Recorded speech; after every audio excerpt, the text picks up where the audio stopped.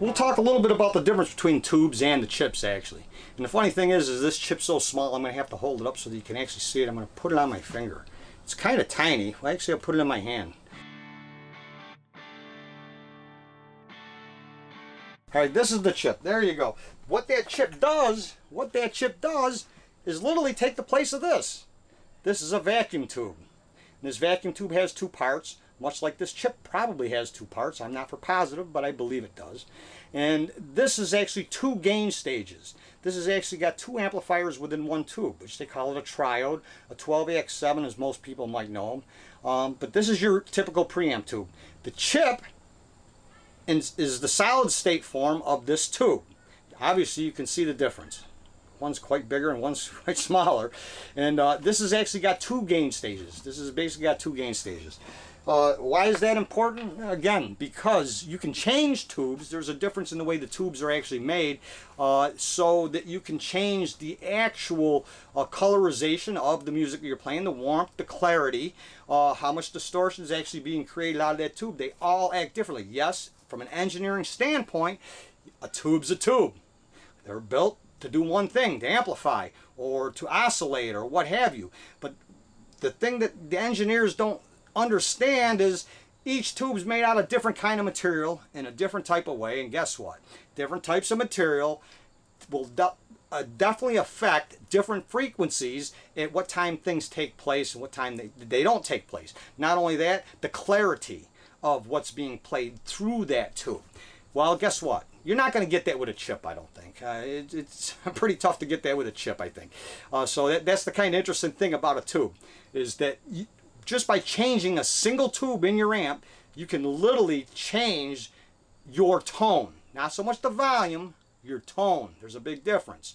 Volume's created by your power tubes, whereas tone and everything is created in your preamp, which would be your smaller tubes. That's where the initial signal from your guitar that's coming from your hands is going into the instrument.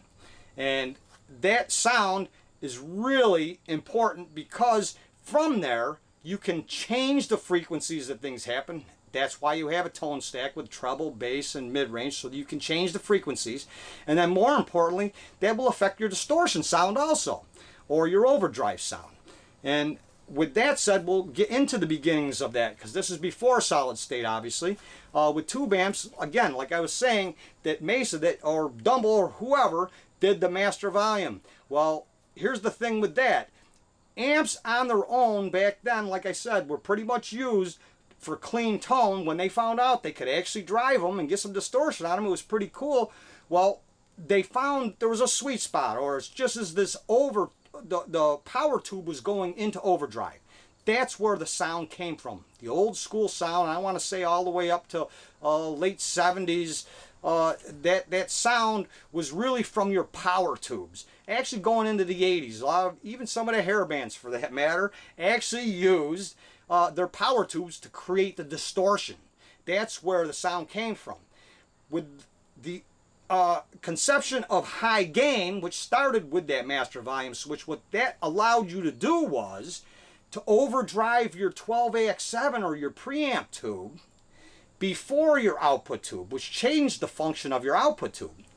And what that did was create distortion, not so much overdrive, which there's a difference between overdrive and distortion. That created distortion. That's really high gain. High gain has to do with distortion. And they got very good at it by the time it got to be late 80s and early 90s. Some of these amp companies using 4 preamp tubes, for God's sakes, in order to create this overdrive, as they call it, but I would call it distortion. And what they're doing is they're biasing these tubes differently in order to recreate different frequencies and different harmonics, which gives you all the sounds that you hear nowadays, such as the feedback and the pinch harmonics and everything. A lot of that's got to do with the high gain, which you really couldn't get with your old school amps that were really just creating overdrive. Because the only way that would happen is you'd really have to move up to your amp and hold your guitar in front of it and shake it or whatever you had to do in order to create these sounds. Whereas nowadays with the high gain, you don't have to do that. You can stand right in front of the audience at a low volume and you can create all these falsetto noises that musicians have been looking for years. It's a really interesting thing. And again, with the consumption of high gain amps, it's really great for a lot of players. For me, I just can't handle it. I love the high gain amps, but the bottom line is I just can't play through them. I'll just be quite honest with you. I like the old school tone, and that's pretty much what I am into. We'll show you the insides of these amps and how they take place, and then also we're going to demonstrate the difference between a clean tone, and we're going to demonstrate also how you can go into overdrive, and then where your distortion takes place as going into a high gain. And then we're going to show you also from a clean platform how you're able to go into overdrive with a pedal, and then how you can go into what should be high gain territory, as I call it, using pedals in order. So you could actually do this with a solid state amplifier without a doubt.